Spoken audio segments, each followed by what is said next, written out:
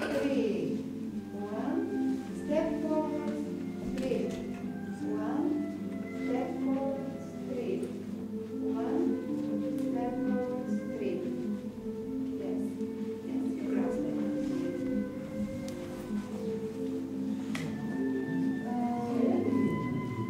It is called, this exercise is called Elvera, which means born from the sun, children of the sun. Now, be ready. Okay, now it starts already. We're facing the center.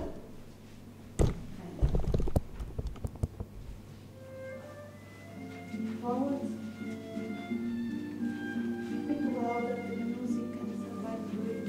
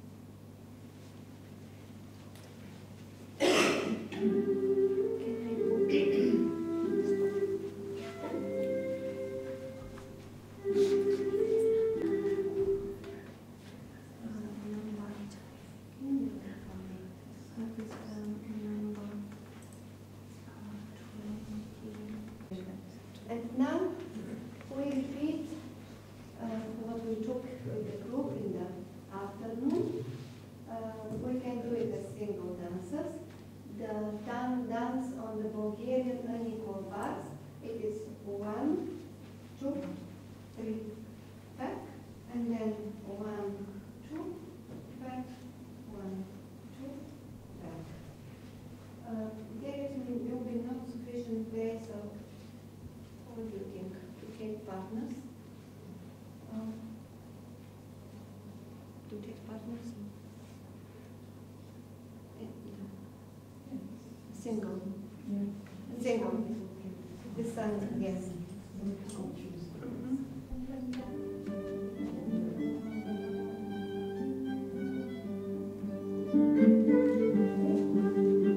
Now start.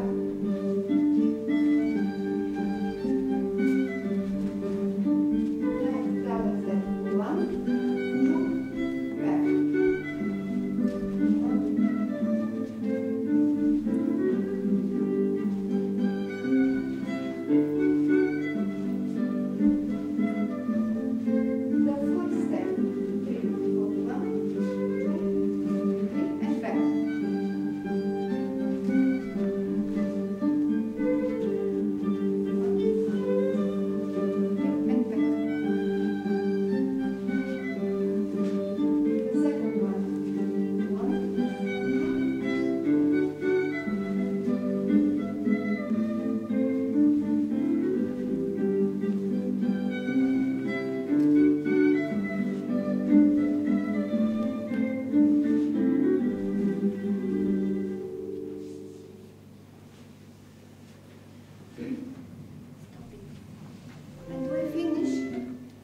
two last exercises of completing. The next which comes is very simple. It is called step by step. Step by step goes our evolution on this earth, carefully, slowly, and in other movements of this exercise, it is like if we touching the ground several times and then make some steps forwards. It is 1, 2, 1, 2, and then 3 steps forwards. 1, 2, 3, 4. And this is repeated with the left foot.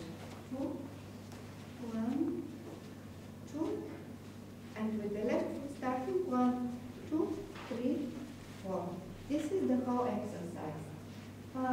The body should be straight, upright, and should not to shake in one or other side. The poetry, the text is beautiful nature's pictures, and you see that the melody is complicated, is beautiful, and the steps are very slow and very easy, so you can do it also as a form of meditation. Listening the music and with the slow steps to meditate on it. You can please put the music on. Right?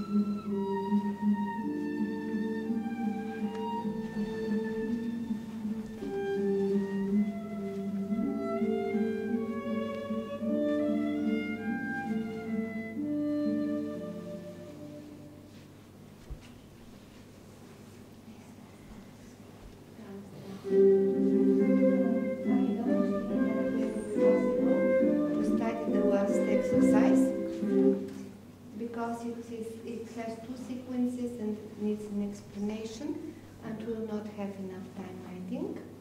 So it will stay for tomorrow, the last exercise of the first part. And instead of this, we just finish. I will tell you the No.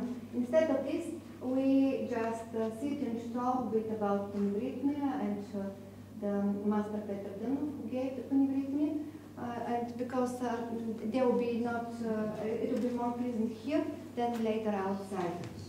So you're kindly invited to take places.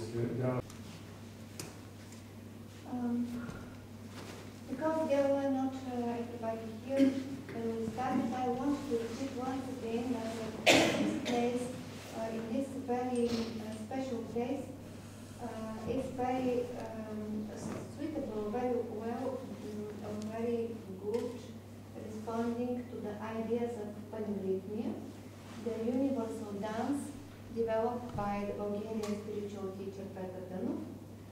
He adopted the spiritual name being Sadhuna, because it is dance about unity between human beings, about unity between human beings and nature, and about the inner unity with our higher selves, which we first need to create. And now I want to tell something about him. The Master Peter Dönov was born in Bulgaria in 1864. Yes. So this year in Bulgaria we celebrate, and he left this world in 1944. So in Bulgaria, in White Brotherhood, we celebrate 3 anniversaries. One is his birthday, then his departure, 150 years from his birthday, and 20 years from the first lecture which he gave publicly, which was given in 1914. He was born in the family of a priest, an Orthodox priest, and he studied middle school in Bulgaria and left Bulgaria in order to study in the Boston University theology and medicine. When he returned in Bulgaria, he should become, because it was a Protestant high school, he should become a Protestant pastor.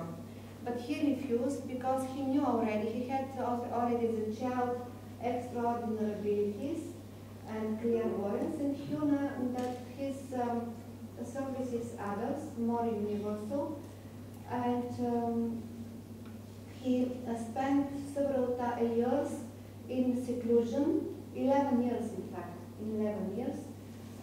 and crossed Bulgaria, and he was, they were the years of his mystic sacred experience, which nobody knows. Of course, these processes, we don't know what happens and what kind of initiation is, or what happens, but then he made the first meeting, and in this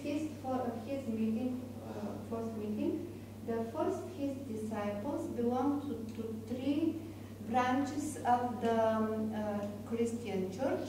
One was Orthodox, one was Catholic, and the third was Protestant. It happened by chance, so to say. It was not designed artificially. Then he started to give public lectures, and developed in the course of years of his teaching 3 circles of people who attended his lectures. One was so-called outer circle. Every Sunday he gave, in the morning, he gave a lecture for everybody in Sofia. Then he had already people who followed his teaching, and they created in Sofia a community called Izgreva, which means sunrise. And he had also a circle which studied, in this time it was called occult science.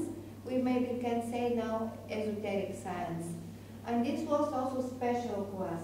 When he gave a lot of knowledge. He spoke about the symbols in all the religions. He spoke about the holy books, and he revealed, or how to say, explained many things which were there. So there existed these three circles. And what was the legacy of his teaching? First is the spoken word. He didn't write anything. Only the first book which he wrote, it was Science and Education. When he returned from America, he wrote this book as a young, Science and Education. And then he didn't write books, but his lectures were short writing by 4 people, 4 stenographs. And there were more than 7,000 of such lectures. He was an outstanding musician, violin player, already as a young, and gave more than 300 pieces of music for meditation.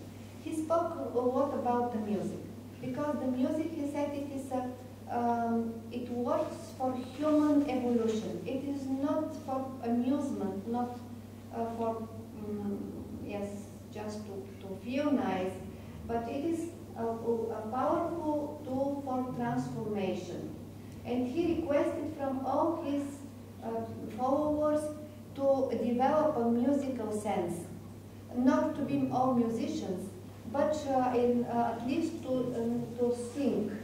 He said maybe you cannot be musician, but everybody has an instrument here, so everybody can sing. Because the singing attracts high elevated, high advanced beings, while human speech not always. And then he,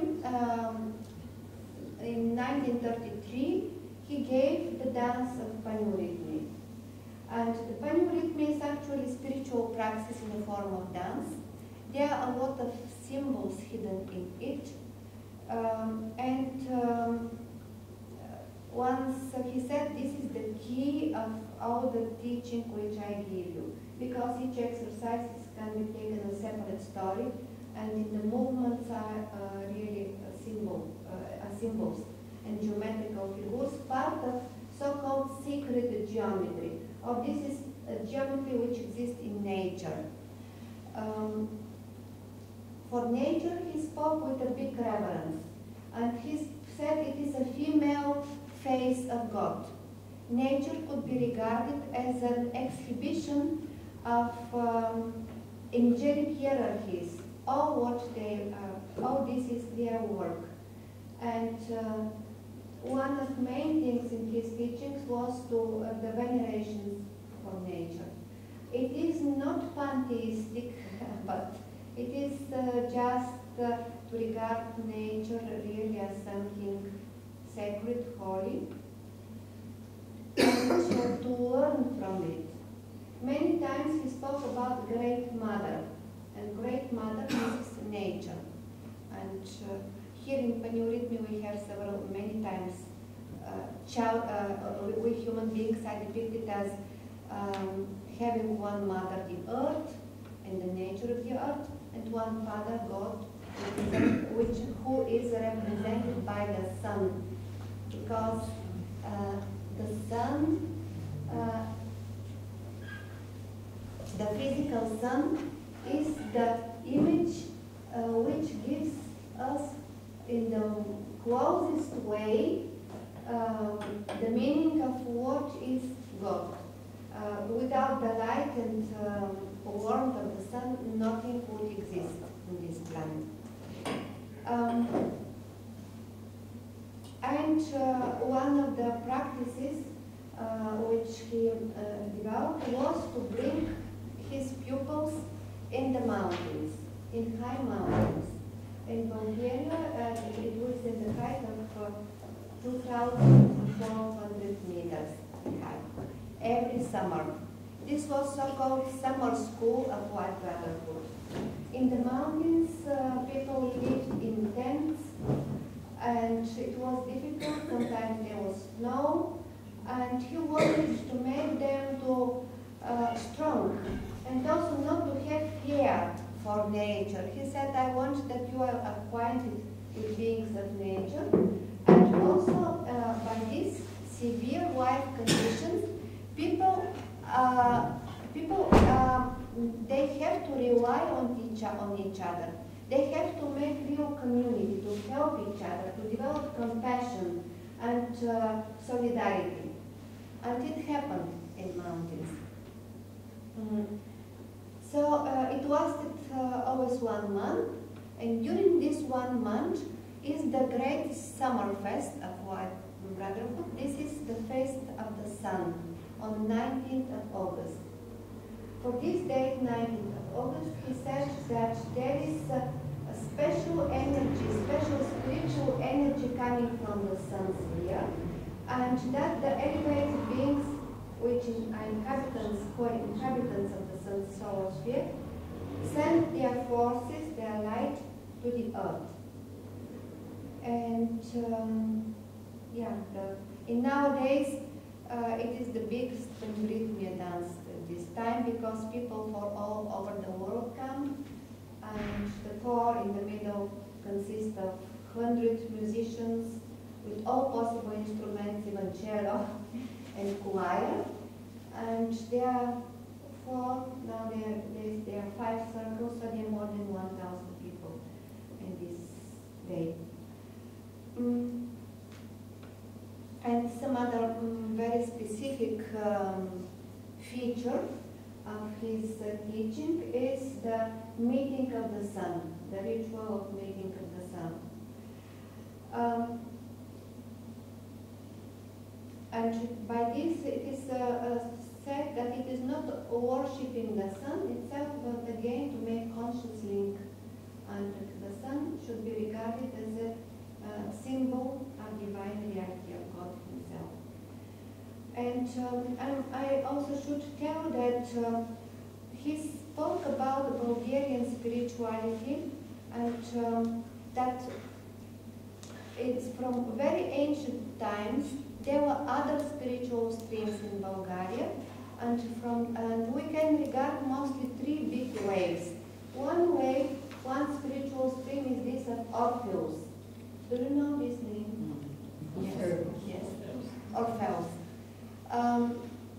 It is well known that he was a musician and enchanting the whole nature with his music, but maybe it is not well known that in fact he was high priest, and he founded a school where is the complex of Rila and Udopi mountain. And there are already archaeological findings that prove this, although the Greek people, they take Orpheus as their, in their history, but nobody argued that he was a Thracian. So Thracians had a very deep knowledge. It was not written so that we know only parts from it, and we can see something in the rituals, from their rituals of the things which remain from them, from this culture. But it was golden culture. And at this time, gold, every metal had a link with a planet. So Thracians was I cannot say people, nation, but culture which respected the sun.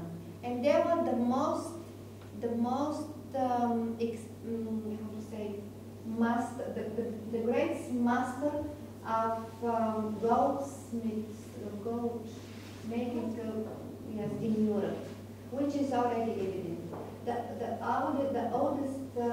oldest treasure in Europe is found in Bulgaria, 8,000 years old.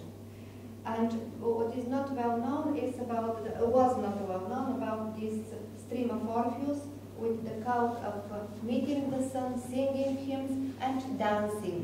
Dancing also in a circle. Then it was a second spiritual stream in the Middle Ages, in fact since 10th century, the Bogumil stream. The Bogumil stream, it was a kind of, the Orthodox Church considered this as heresy, because they didn't obey the church hierarchy, the state's hierarchy. They had the rule that everybody has a direct connection with God, and they search God in himself, in their neighbors. And they were terribly persecuted, tormented, burned. Some of them they flew in other countries, in Balkan countries like Croatia, Bosnia, Macedonia. And many times the Master Petar Dönov stressed on the link of his society, the founding from his society, with the wife of the Bogomils. He said when somebody wants to study what the Bogomils did, he must study our life. Because the Bogomils were considered as very dangerous. That's because their books were burned or some are kept hidden. People say that in Vatican there are some of these books, but they cannot be found. Svetla, can I translate in maybe next order of it? היו, קודם כל ברוכים הבאים לכולם. Nice סדנאות everybody. היו 3 בתי ספר איזוטריים בבלקן. והאחרון זה האחווה הלבנה, או האחווה ברור, הוא ממשיך את מה שהיה קודם. לפני 2500 שנה, בזמן יוון הקלאסית, מתברר שבאזורי בולגריה של היום הייתה תרבות מאוד מתקדמת, מצאו פירמידות, מצאו אוצרות, מצאו מקדשים, מצאו מסכות זהב, של עם שקראו לו הטרקי, והנביא שלהם קראו לו אורפאוס, שהיה לו בית ספר, קראו לזה המסתורין האורפי, זה מופיע גם במקורות אחרים, שדרך מוזיקה, המוזיקה של הספירות, למשל פיתגורס היה אחד התלמידים של הבית ספר הזה, דרך המוזיקה והריתמוס והמתמטיקה הסבירו את החוקיות של היקום דרך ריקוד במוזיקה. הכתבות של הבית ספר הזה דרך אגב נשארו בריקודי העם הבולגריים. אחר מכן בימי הביניים היה בית ספר נוסף שקראו לו בוגומילים. מהבוגומילים יצאו הקטרים, שהם קצת יותר ידועים בדרום צרפת. זה היה התנועה הכי מסוכנת בימי הביניים לכנסייה. קראתם את הספר צופן דה וינצ'י? זה מדובר על זה. האינקוויזיציה הייתה כנגד הכפירה של הקטרים, אבל זה לא היה רק הקטרים. הקטרים בעצם היו בוגומילים. היה תנועה מאוד מאוד פופולרית בבלקן, קראו להם בוגומילים, וסvetla הראתה לי מצבות שמצאו, שהם היו בדיוק כמו שעושים האחווה לבנה, רוקדים וסוגדים בשמש, ודרך השמש ראו את השמש הנסתרת, האור הרוחני, והיה לה אפילו מדינה עצמאית בבוסניה, בתקופה מסוימת, ושוב מוצאים דברים מאוד מאוד מרתקים, היה בית ספר מאוד חשוב בבלקן של ידע איזוטרי ומנהל עצמית. והם המשך של הבתי ספר.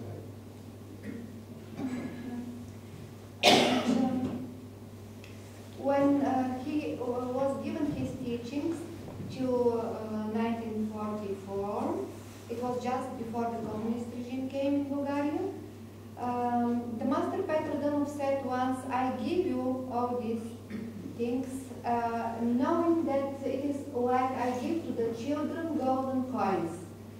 But I know that the children will grow and they will use then, as adult people, this is what I give. So, in the course of time, because he was clear what I told you, and he knew that after the communist regime, it was lasted 45 years, all this will be forbidden. It was forbidden. But in the end of the 20th century, after 1990, all what he gave as a teaching, his music, his panivritmia, his lectures, everything expanded, not only in Bulgaria, but also in other countries. Nowadays, his lectures can be bought in all the books, how is it called?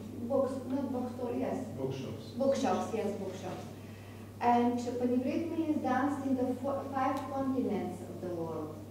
And because I'm teaching in many countries, I have more and more requests, so it is the feeling that people are just, the world is thirsty for polyrythmia. Because it is really about the deep harmony in three levels. First, within ourselves. The friends who participate can also say that it harmonizes, calms down. Then the unity between people, whatever they are, and whatever are their religious backgrounds and beliefs, and with nature. And nowadays we really, it is a necessity to create all these three links. Also the link with nature, which is broken, and we as humanity are in a danger because we really cut the branch on which we are sitting. I had many times the experience how nature itself responds when we start dancing. The trees start to move, a wind comes, or for instance the weather prognosis for rain, but the rain doesn't come because beings of nature are here and enjoy this music. About the music and the movements, the Master Peter Dönhoff said, I took them from nature. It means I took them from angels' hierarchies. So this is really a language which is understandable from everybody. Also, what would be the message for today, for the humanity today? He spoke many times about new humanity, where people will really live like brothers, and that this will be certainly a new kind of relations, and that there will be a rule, actually 3 rules to be observed. Love God, love your neighbor, and seek perfection. This is all, and it doesn't matter how, in which rituals your belief or your strength to God rest, but these 3 rules are the most essential, maybe. Also, it is something else, and then maybe we'll finish with this. He said also as a rule, keep the warmth of your heart. Yeah. The warmth of your heart. Keep the light of your mind. Keep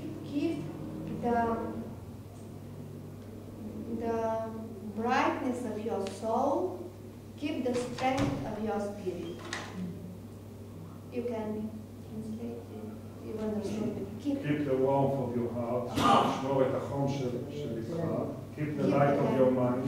שמור את האור של מחשבותיך. What? Light זה כלילות.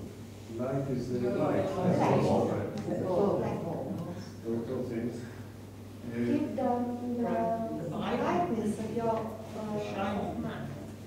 brightness is your soul. לשמור את הבהירות, את הזוהר של הנפש שלך ואת החוזק של הרוח שלך. And keep the strength of your spirit. Strength, חוזק. So this is maybe the most important, which is I would like to say, and you have questions. No, I want to ask if you want to, I can say about the Jewish point. Yes. You want? Yes. I want to say something about it. Okay. Yes. And it's okay if I say it in Hebrew? Okay. Then somebody would translate for me. It will be much easier for me. Yes, of course.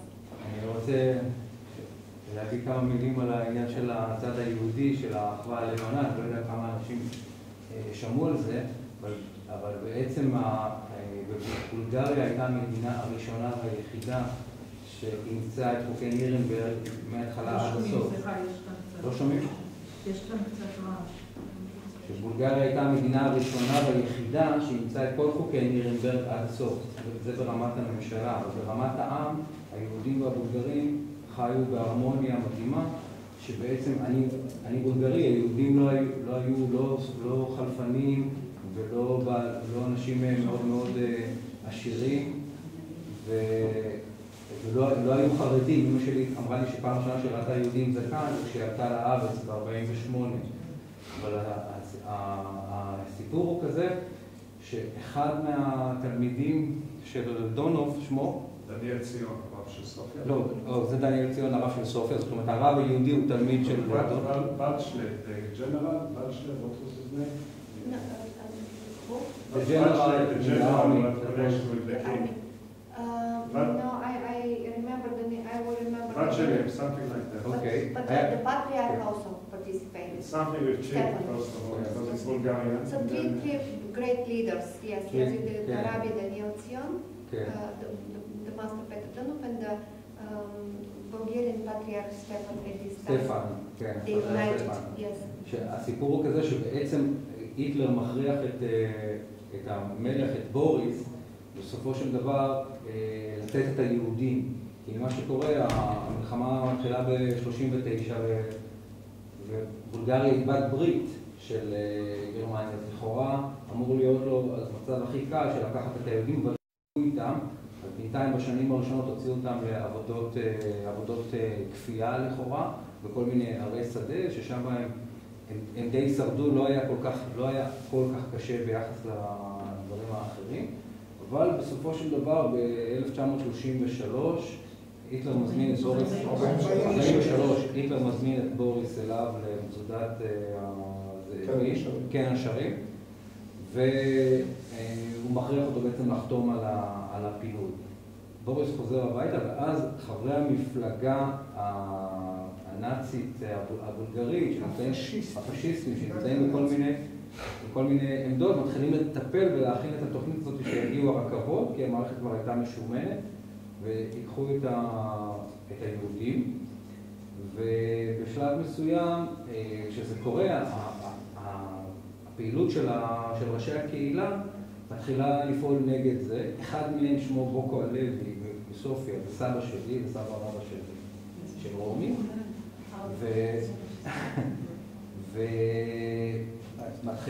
הרכבות מגיעות, ואז ספרי ההיסטוריה מחולקים היום לאלה שאומרים שמי שהציל את היהודים זה המלך, ואלה שאומרים שמי שהציל את היהודים זה העם.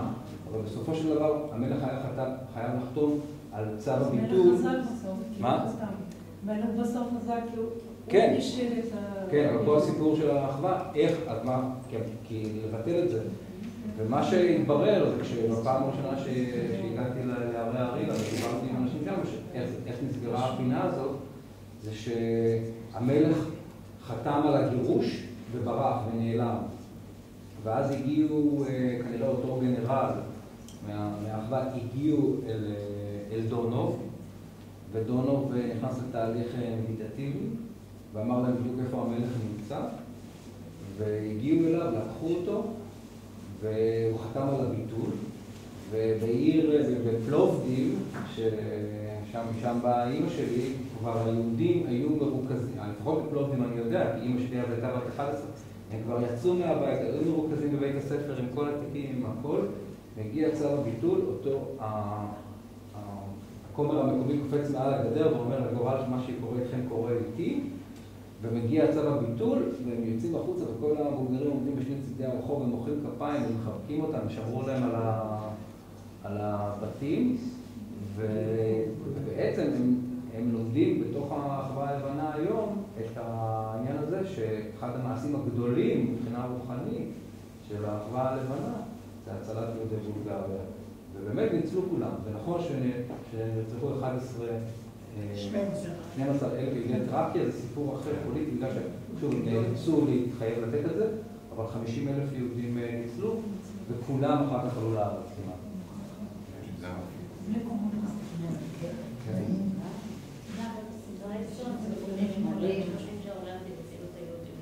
העולם נהיה שלך גדולה גדולים יותר.